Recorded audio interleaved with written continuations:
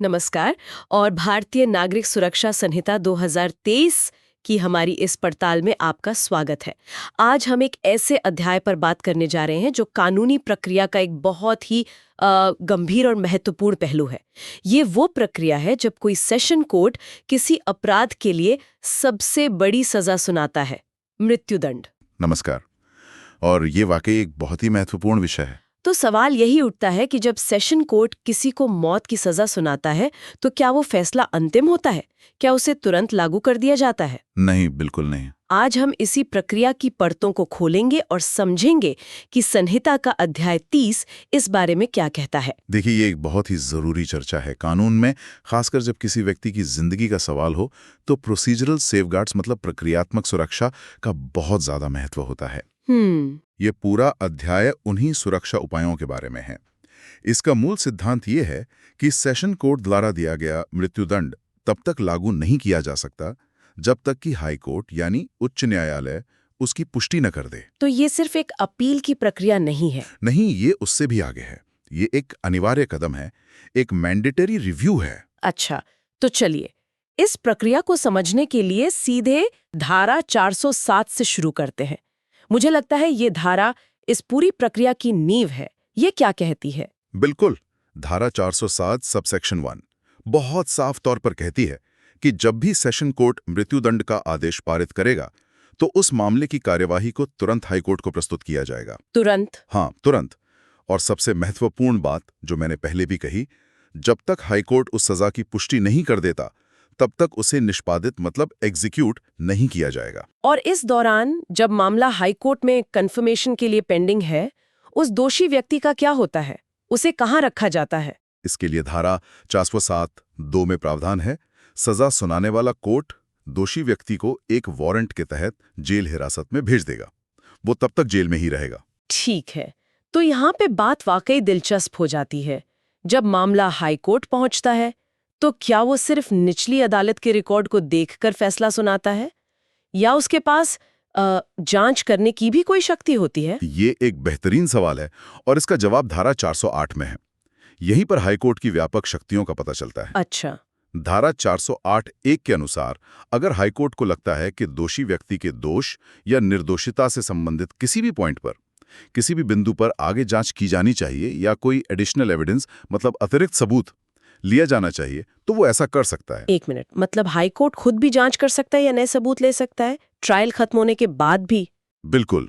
High court या तो ये जांच खुद कर सकता है या फिर सेशन कोर्ट को ऐसा करने का निर्देश दे सकता है। अच्छा। इससे ये सुनिश्चित होता है कि न्याय के लिए कोई भी पहलू अनछुआ ना रह जाए, कोई भी छोटी सी चीज भी छूट ना जाए।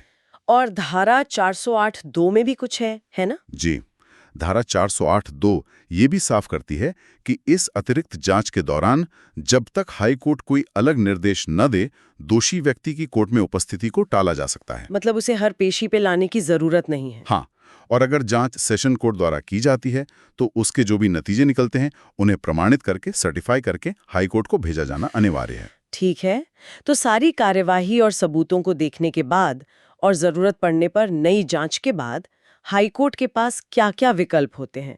वो क्या-क्या फैसले दे सकता है? इसके लिए धारा 409 है और इसमें इन विकल्पों को बहुत विस्तार से बताया गया है। हाईकोर्ट के पास बेसिकली 3 मुख्य विकल्प होते हैं। 3? हाँ, पहला क्लॉज ग कहता है कि वो मृत्युदंड की सजा की पुष्टि कर सकता है या कानून के तहत कोई और सजा दे सकता है, जैसे कि आजीवन कारावास। बिल्कुल, जैसे आजीवन कारावास। दूसरा क्लॉज खा के तहत वो दोष सिद्धि को ही रद्द कर सकता है और अभियुक्त को किसी ऐसे अपराध का दोषी ठहरा सकता है जिसके लिए सेशन कोर्ट्स उसे दोषी ठहरा सकता था। अच्छा। या फिर उसी या बदले हुए आरोप पर एक नए ट्रायल, एक नए मुकदमे का आदेश दे सकता है। और तीसरा विकल्प? तीसरा क्लॉज ग कि वो अभियुक्त को पूरी तरह से बरी कर सकता है, एक्विट कर सकता है। इन विकल्पों के साथ एक बहुत महत्वपूर्ण शर्त भी जुड़ी हुई है, जहां तक मैं समझी हूँ। जी हाँ, बिल्कुल।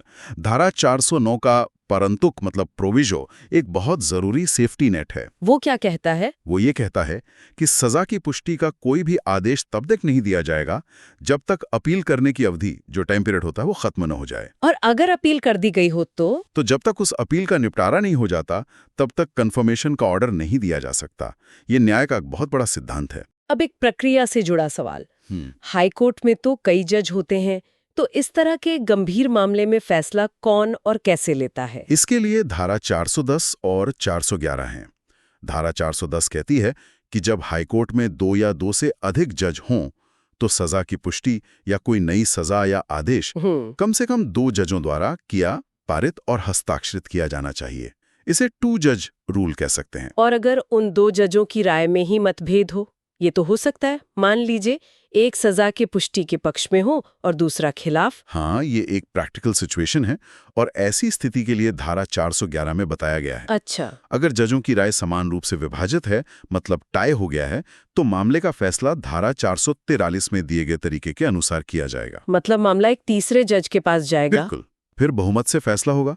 ठीक है, तो मान लीजिए हाईकोर्ट ने अपना अंतिम निर्णय ले लिया। अब आगे क्या होता है? ये फैसला वापस सेशन कोर्ट तक कैसे पहुंचता है? इसकी प्रक्रिया धारा 412 में दी गई है। जैसे ही हाईकोर्ट कंफर्मेशन या कोई दूसरा ऑर्डर देता है, हाईकोर्ट का उचित अधिकारी जैसे रजिस्ट्रार बिना किसी देरी के उस आदेश की एक कॉपी सेशन कोर्ट को भेजेगा। और इसे भेजने का तरीका क्या होता है?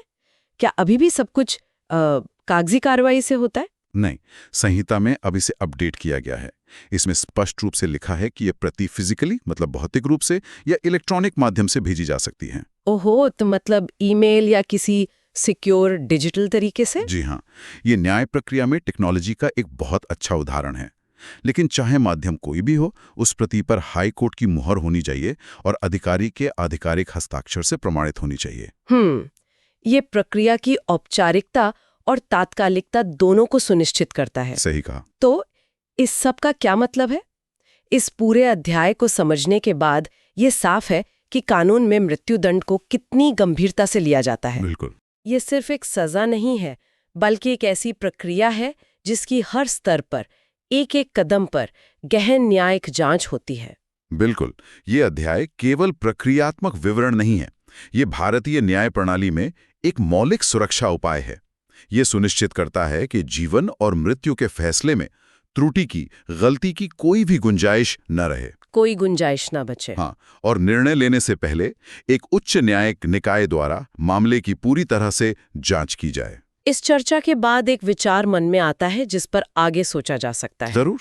विचार यह है कि जैसा कि धारा 412 में आदेशों को इलेक्ट्रॉनिक माध्यम से भेजने का प्रावधान है, ये न्याय वितरण की गति और सटीकता को भविष्य में कैसे प्रभावित कर सकता है? ये एक बहुत ही प्रासंगिक सवाल है। क्या तकनीक का ये उपयोग प्रक्रिया को और अधिक कुशल बनाएगा या इसमें नई तरह की चुनौतियां पैदा हो सकती हैं? देखिए, दोनों बातें।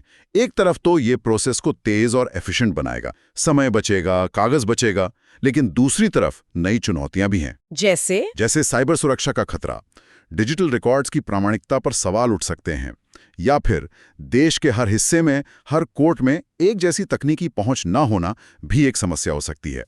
तो ये एक महत्वपूर्ण प्रश्न है जिस पर विधि के छात्रों को विचार करना चाहिए कि कानून और तकनीक का ये संगम हमारी न्याय प्रणाली को और मजबूत बनाएगा या नई कमजोरियों को जन्म देगा।